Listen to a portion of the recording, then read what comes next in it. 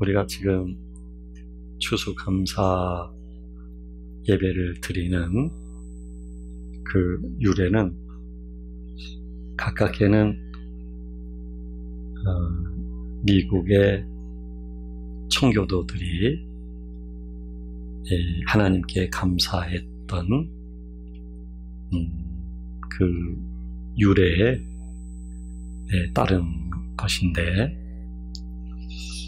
이들은 생명을 걸고 신앙의 자유 그리고 믿음의 본질을 지키기 위해서 영국에서 미국으로 아주 위험한 여행을 하게 된 것이죠.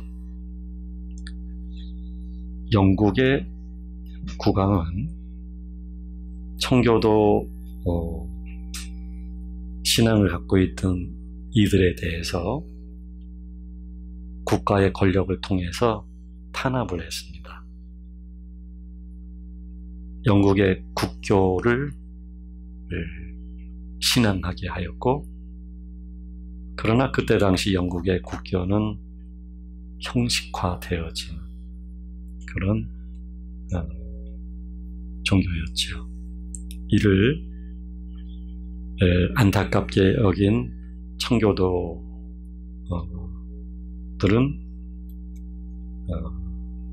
믿음의 본질 그리고 신앙의 자유를 찾기 위해서 네덜란드로 갔다가 거기서도 여의치 않게 되자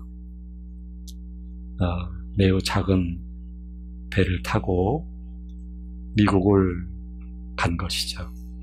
그리고 미국의 원주민인 인디안들의 도움을 받아요. 옥수수며 또는 농사 짓는 방식이며, 그래서 수확물을 얻게 되어지죠. 여기까지 오는데 많은 사람들이 죽어요. 굶주려서 죽고 질병에 죽고. 그리고 이제 첫 수확을 거둬들이고 이들이 하나님 앞에 감사의 예배를 드린 것이죠. 이 청교도들의 추수감사의 또 유래는 구약에 있어요. 이스라엘 백성들이 77절 때에 하나님께 감사했거든요. 첫 수확물을 하나님께 드렸던 것이죠. 신명기 26장을 보게 되면은요, 하나님이 이스라엘 백성들을 젖과 꿀이 흐르는 가나안 땅에 들어갈 수 있도록 하신 다음에 그곳에서 얻은 수확물들을 특히 그 중에 첫 번째로 수확한 그런 수확물들을 광주리에 담아서 하나님의 제단에 올리라고 하나님 말씀하셔요. 그리고 그렇게 제물로만 올리는 게 아니라 이때 하나님께 이렇게 말하라 하고 하나님을 향한 신앙 고백을 하나님이 가르쳐 주시죠. 그 내용이 뭐냐면, 애굽에서 우리를 인도하신 분이 하나님이십니다. 그리고 광야의 노중 속에서도 우리를 보호하시고 함께 하신 분이 하나님이십니다. 오늘 우리는 하나님이 약속하신 땅, 가나안 땅에 들어왔습니다. 이 땅은 하나님이 약속하신 땅이요, 우리를 구별해서 하나님의 자녀되게 하시고, 자녀인 우리들이 하나님이 통치하시고 다스리시는 하나님의 땅에 들어왔습니다. 그 땅에서 거둔 첫 수확물을 하나님께 드립니다. 이렇게 고백을 하라고 말씀하셨던 것이죠. 그러니까 여기서 중요한 것은 수확물도 물론 중요해요. 수확물도. 그러나 더 중요한 것은 이 수확물을 얻게 된, 이 열매를 얻게 된 이 땅이 어떤 땅이냐는 것이죠. 이 땅은 하나님이 약속하신 땅이에요.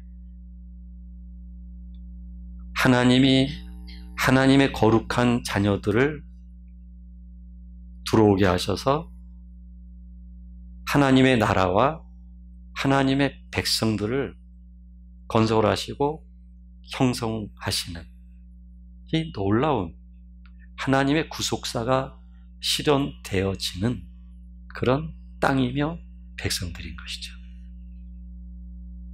그래서 하나님은 바로 이 땅이 어떤 땅인지, 그리고 이 땅에 들어와 있는 이스라엘 백성들은 이제 어떤 사람들인지 그것을 알라는 것이죠.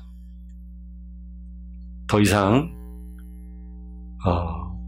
아브라함, 이삭, 야곱처럼 씨족 중심의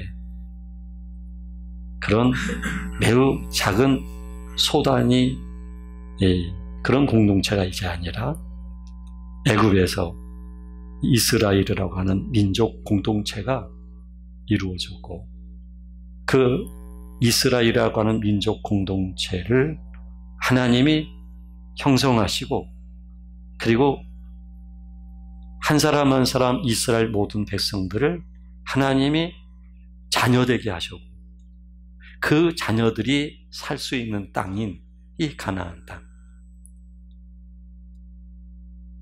그래서 하나님이 거룩하신 것처럼 이 가나안 땅에 사는 이스라엘의 모든 백성들은 하나님의 자녀이기 때문에 거룩해야 된다 하는 것이죠.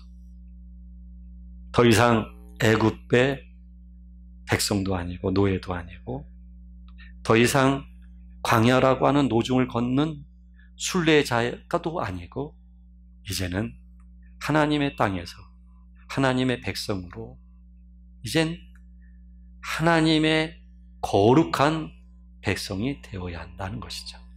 하나님의 제사장 나라가 되어져야 한다. 하나님이 왜 추수에 대한 감사를 하게 하셨을까? 이거는 얻은 곡식 열매 정도가 아니라, 그것은 하나님이 약속하신 땅에 대한 증거이고, 더 중요한 것은, 이 열매보다 더 중요한 것은 그 열매를 고백으로 드리는 이스라엘 백성들이라는 얘기죠. 그 이스라엘 백성들을 하나님은 이제 거룩한 나라에 거룩한 백성이 되어야 하겠기에 하나님이 말씀을 하고 있는 것입니다. 사실 이 모든 구속의 역사를 이루신 분이 누구냐면 하나님이세요. 아브라함을 선택하신 분도 하나님이세요. 요셉을 먼저 애굽에 내려가 국무총리가 되게 하신 분도 하나님이세요. 야곱의 모든 식솔들이 가뭄 때문에 애굽을 찾게 되는데, 그렇게 환경을 조성하시고 그렇게 애굽으로 내려가게 하신 분이 하나님이세요. 그리고 400여 년 동안 애굽의 종살이를 하게 하시고 탄식과 슬픔과 고통을 겪으면서 하나님을 찾게 하신 분이 하나님이세요. 거대한 민족, 거대한 이스라엘이라고 하는 민족 공동체가 형성되게 하신 분도 하나님이세요. 탈애굽을 하게 하신 분도 하나님이시며 홍해를 가르신 분도 하나님이세요. 광야의 길을 걷게 하신 분도 하나님이세요.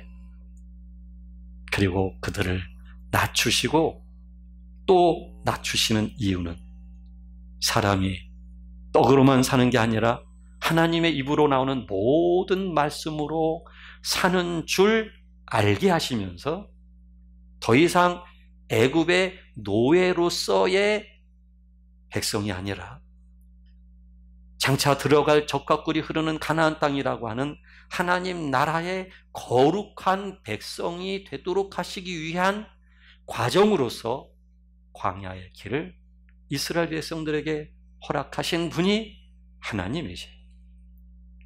여리고성을 무너뜨리시고 그리고 여리고의 모든 원주민들을 쓰러뜨리고 그리고 밟게 하시고 그리고 그 가나안 땅을 정복하게 하신 분이 하나님이세요.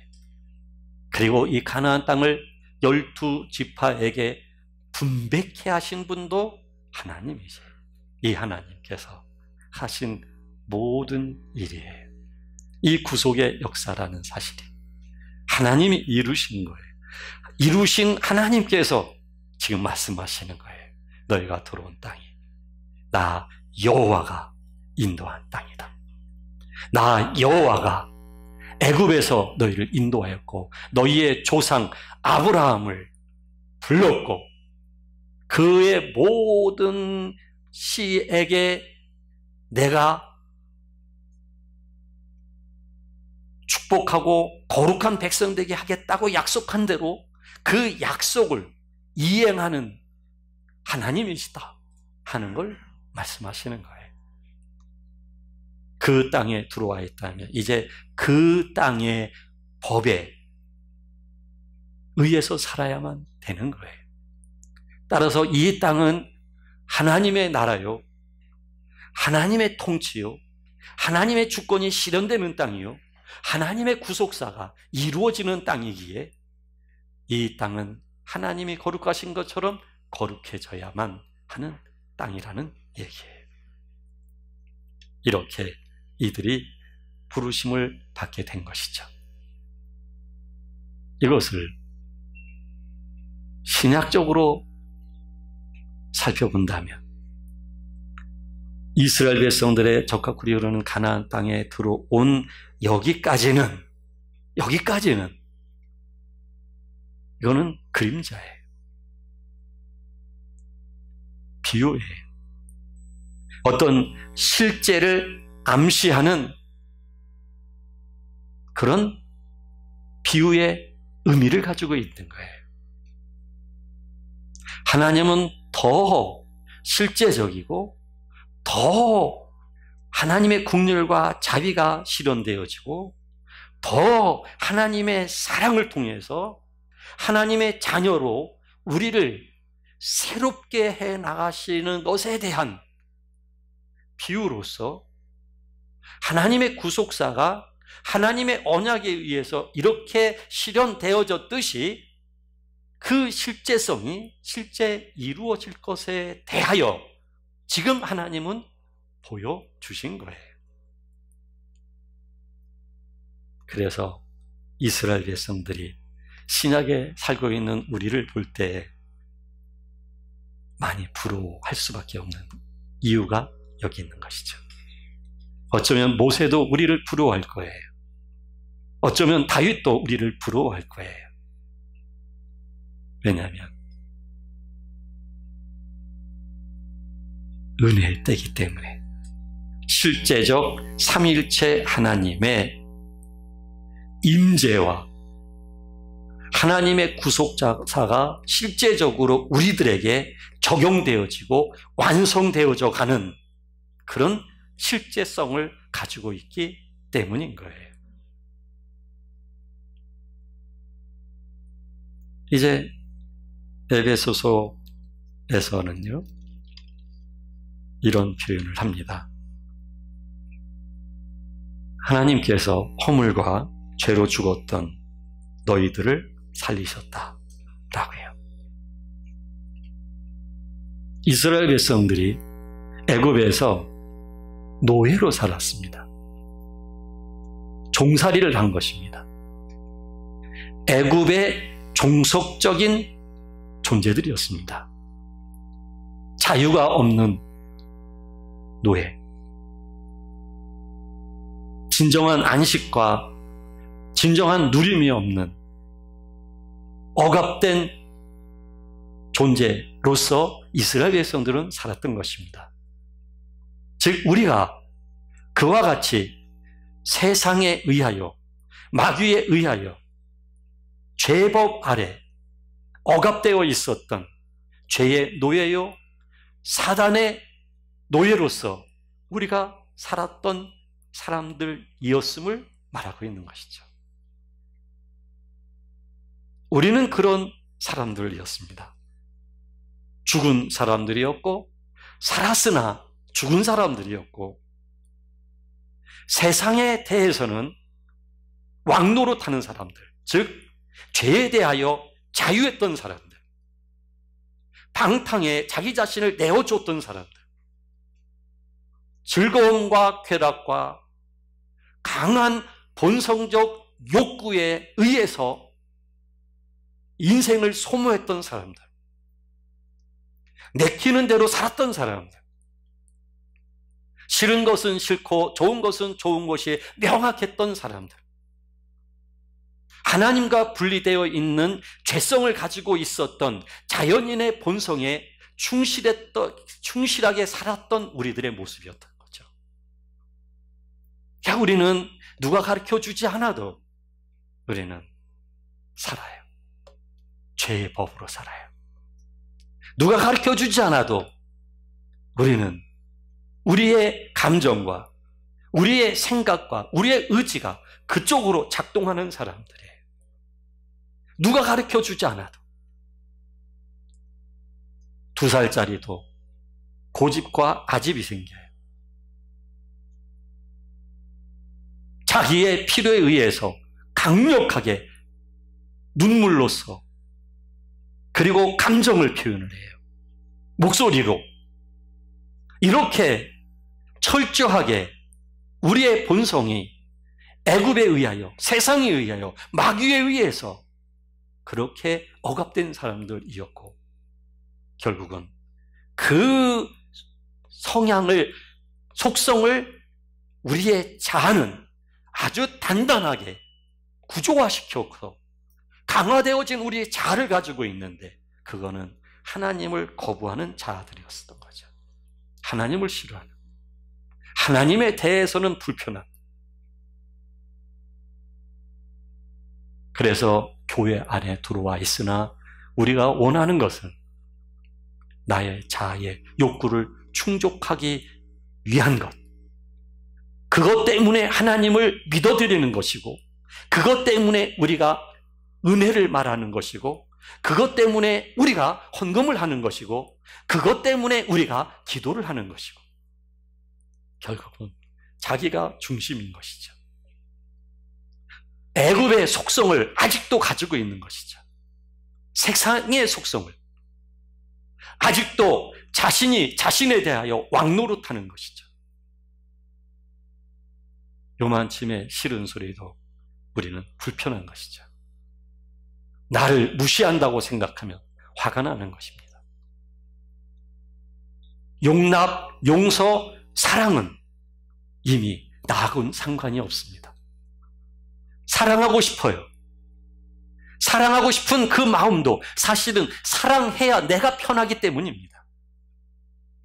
내가 누군가를 용서하는 것도 내가 편하기 때문에 용서하는 것입니다. 자연인의 본성이란 사랑하는 것까지도, 구제하는 것까지도, 선행하는 것까지도 자기를 위한 것입니다. 자기의 기쁨을 위한 것, 자기의 존재 가치를 위한 것, 자기의 존재감을 위한 것이에요.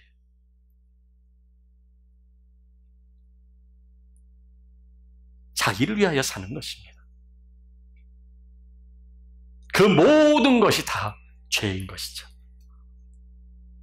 그래서 위선이요, 거짓이요, 우리가 가지고 있는 그 모든 것들이 다 허상인 것이죠. 우리의 그 모든 것들이 다 부패한 것들인 것이죠.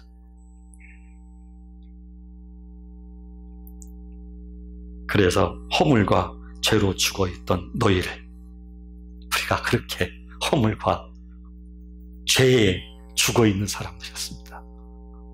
우리 안에, 우리의 속성 안에 죄의 법이 나를 사로잡고 있는 한, 그 죄의 법을 양식으로 삼고 자기 가치와 자기 기준으로 삼는 우리의 자아가 여전히 나를 살아있는 것 같으나 죽은 자 되게 하는 것이죠. 우리가 살고자 하는 것과 주님이 우리를 살리고자 하는 것이 달라요. 내가 살고자 하는 것과 주님이 예수 그리스도의 생명을 통하여 살리는 그것과 달라요. 그러니 우리는 희망이 없는 사람인 것이죠. 우리는 그냥 살아있다는 그 자체가 오염이죠. 살아있다는 그 자체가. 인간은 그런 존재예요. 인간은 그렇게 부패되어 있는 존재예요. 그러나 그렇게 죄와 허물로 죽었던 너희를 살리셨도다. 예수 그리스도와 생명의 성령의 법이 죄와 사망으로부터 해방하였음이니라. 우리를 그렇게 하나님이 살리신 것입니다. 예전에는 너희가 그 가운데서 행하여 이 세상 풍조를 따르고 공중의 권세 잡은 자를 따랐으니 곧 지금 불순종의 아들들 가운데서 역사하는 영이라. 그러니까 지금도 세상이 편하다고 한다면, 지금도 세상의 친구들이 너무 편하다고 한다면, 지금도 세상 방식으로 경제활동하고 사회활동을 한다면, 그렇다고 한다면 여러분 아직도 그 가운데 행하고 있는 것이고 세상 풍조를 따르고 있는 것이고 공중의 권세 잡은 자를 따르고 있는 것이고 그 악한 영에게 사로잡혀 있는 상태에 있다는 사실이에요. 아직도 세상의 문화가 편안하다고 한다면 나는 좀 깨어 있어. 난 열린 사람이기 때문에 이런 문화도 괜찮아. 문화인데. 그러면 어때?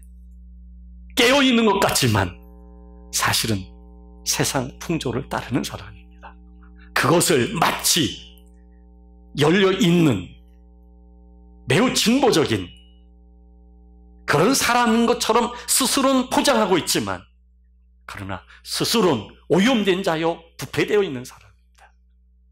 세상 것이 친구가 되어서 그렇게 살고 있다라고 한다면 오염되어 있는 사람입니다. 그것을 좋아한다. 그것을 따른다고 한다.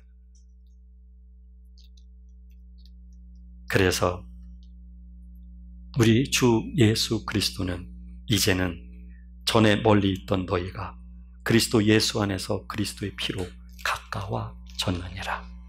그리스도가 그랬던 우리들을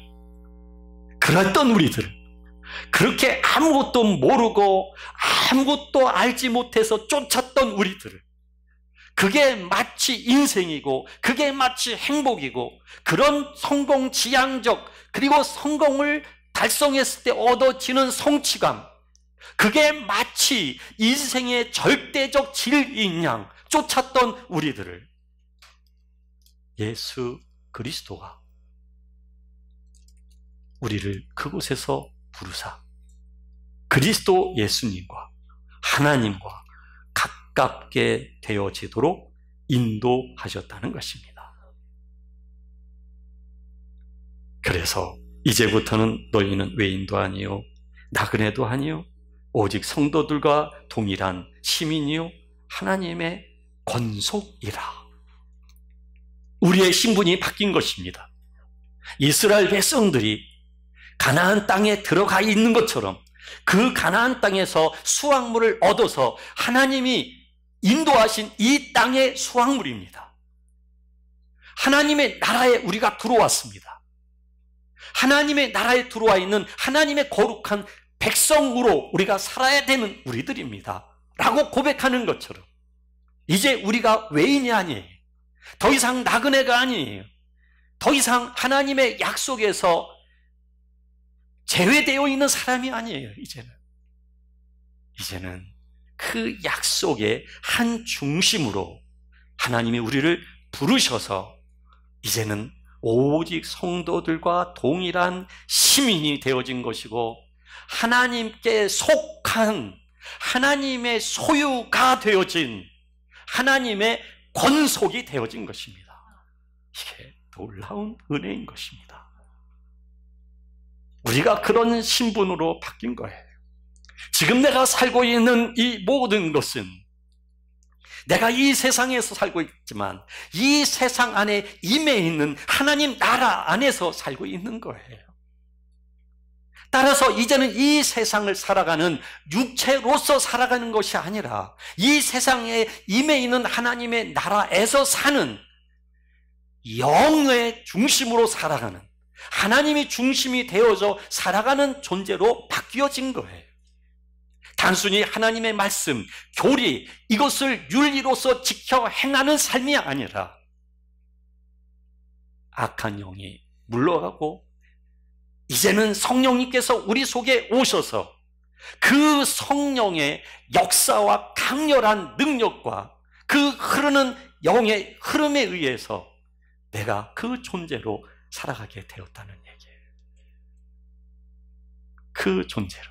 여러분, 하나님의 말씀을 지키는 율법 중심의 삶이 아닙니다. 하나님의 영이 우리 속에 거하심으로 인하여 내가 새로운 사람으로 지음받게 되었으니 따라서 새로운 사람으로서 당연히 하나님의 말씀을 따라 살 수밖에 없는 사람이 되어진 것입니다. 전자는 율법을 지키고 있으나 생명이 없고요. 윤리가 있고 거룩을 추구하고 있지만 형식적인 것이지만 생명이 없는 것이지만 그러나 후자는 생명이 있는 것입니다. 하나님의 존재가 영으로 함께 하시기 때문에. 그래서 하나님은 더 이상 우리가 외인도 아니고 나그네가 아니게 되게 하기 위해서 그토록 지나간 모든 삶 속에서 하나님은 우리를 다루셨던 것이죠. 우리의 인생의 전 과정을 통하여서 하나님은 우리를 이끄신 겁니다. 지금 우리가 이끄심을 받은 것이 어마어마한 몇십억 되는 아파트에 살고 있는 사람들의 모습이 아니라 내가 그것을 통해서 더 이상 육체로 사는 게 아니라 이제 하나님의 영에 의하여 그 은혜의 감동 속에 살아가는 그 생명의 흐름을 쫓아 살아가는 존재로서의 변화가 오게 되어졌다는 것. 야, 여러분, 이게 지금 하나님이 추수감사를 맞이해서 단순히 어떤 곡식물이 아니에요. 여러분들이 가지고 계신 그 몇 푼의 헌금이 아니에요, 사실.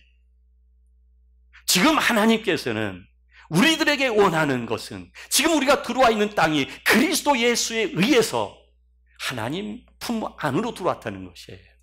하나님 나라 안에 들어와 있는 그 하나님 나라 안에 하나님의 소유로서 하나님의 거룩한 자녀가 됐다는 거예요. 지금 하나님은 열매를 우리 손에 쥐고 있는 그 어떤 게 아니라 그 열매를 나 자신으로 보시는 거예요. 내가 그 열매로서 하나님께 드려치는 거예요, 여러분.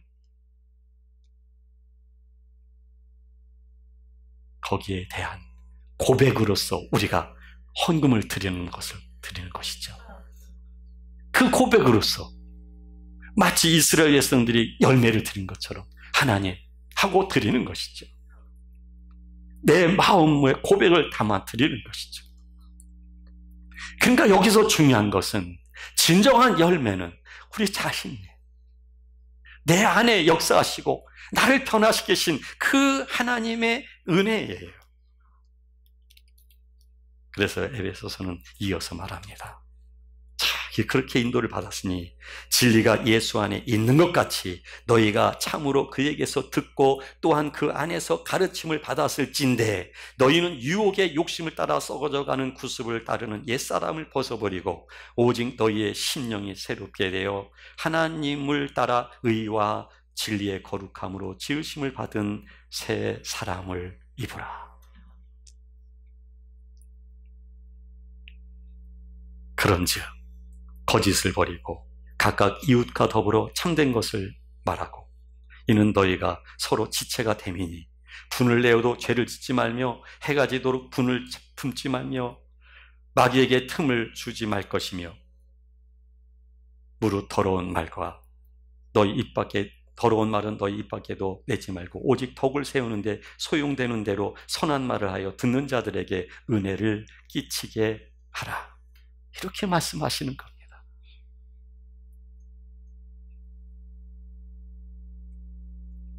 그래서 결과적으로는 그러므로 사랑을 받은 자녀같이 너희는 하나님을 본받는 자 되고 그리스도께서 너희를 사랑하신 것 같이 너희도 사랑 가운데서 행하라.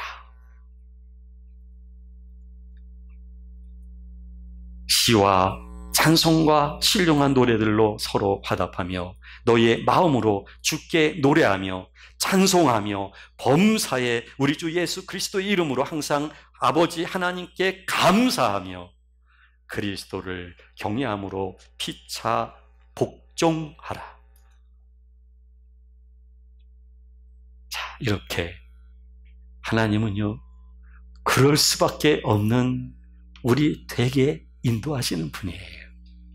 그럴 수밖에 없는. 이스라엘 백성들을 가나안까지 이끌어 오신 분이 하나님이시듯, 그리고 이 하나님의 큰 구속사를 삼일체 하나님이 계획하시고 성취하시고 적용하시고 완성해 가시면서 이루시며 완벽하게 이루어 가시는 것처럼 하나님께서 우리들을 출생서부터 시작하여 지금까지 우리의 전 인생의 과정을 인도해 오셨단 말이에요.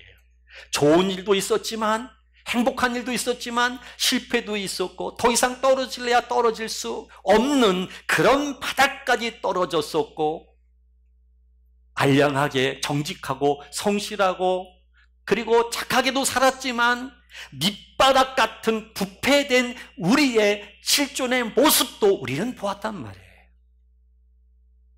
부끄러워서 말을 못하는 것이지, 자기 자신을 사람 앞에서도 부끄러워 말을 못해요. 그런데 이 모든 것을 보신 분이 하나님이시며 그 속에서도 자비를 베푸시면서 그 모든 것을 통해서 우리를 스스로 부인하게 하시고 스스로 우리의 모습들을 하나님은 내려놓게 하시고 더 이상 죄의 법 아래로 죄의 성향을 쫓아 살아가는 것을 우리가 원하는 것이 아니라 이제는 하나님의 영을 쫓아 그 영의 인도를 쫓아 살기를 원하는 새로운 소원과 새로운 사모의 마음이 생기도록 하신 분이 하나님이시거든요. 이제 우리 안에 정말 여러분들 이 겉에는 그 육체적인 어떤 열망이 혹 있을는지 모르겠어요.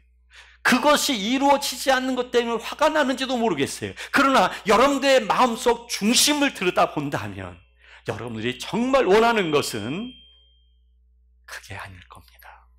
이제 그게 싱거울 겁니다. 더 이상 그게 여러분들에게 원하는 기대감이 아닐 것입니다. 그것을 이루어지기를 간절히 바라는 마음이 아닐 것입니다. 오히려 여러분들 마음속에는 하나님 아버지가 전부가 될 것입니다. 하나님을 사랑하는 마음. 여러분, 본래 우리가 그렇게 그랬던 사람이 아니에요. 근데 그럴 수밖에 없도록 변화시켜 주신 분이 하나님이세요.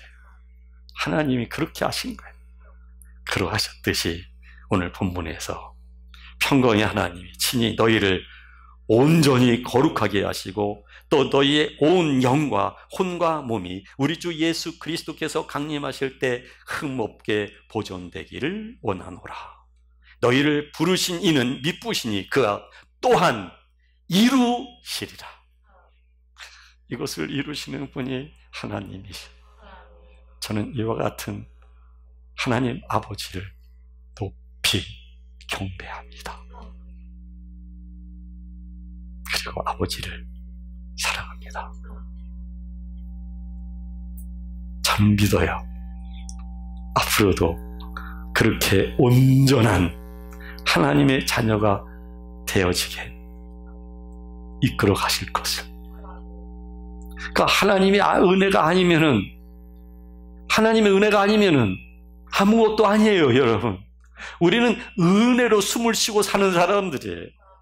그래서 지금 아무리 힘들어도요, 아무리 어렵고, 아무리 내가 죽을 것 같다 할지라도 이거 내가 감사할 수밖에 없어요.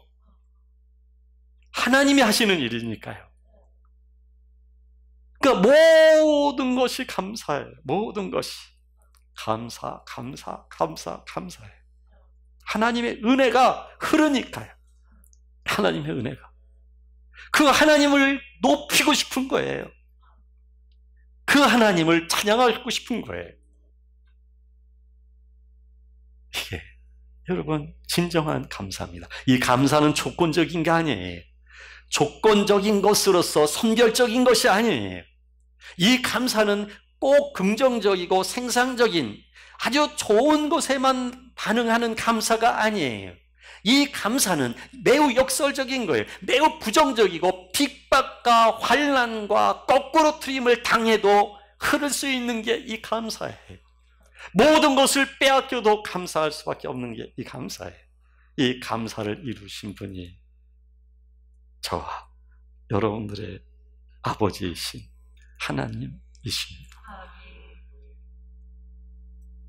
기도하겠습니다. 하나님을 찬양합니다. 오 하나님, 사랑하고 감사합니다. 하나님의 뜻은 이루어질 것입니다. 기쁘게 우리들 자신을 하나님께 맡깁니다. 예수님의 이름으로 기도하옵나이다. 아멘. 이 시간에는 드린 예물을 봉헌하기 전에 우리 유승민 형제님